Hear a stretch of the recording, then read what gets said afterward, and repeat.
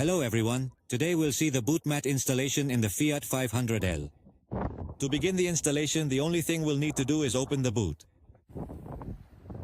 And as you'll soon discover, it is genuinely straightforward to position the boot mat onto the boot floor itself. And there you have it.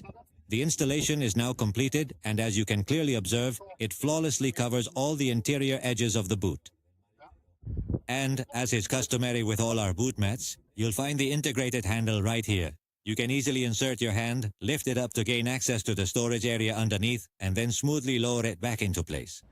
And, as we'll soon observe, a special characteristic of this boot mat in this model is its ability to be inserted in the upper section too, because this specific Fiat 500L version provides two distinct height options, allowing you to select precisely where to place the boot mat. You may find all our available products for purchase on the website carbootplatform.com.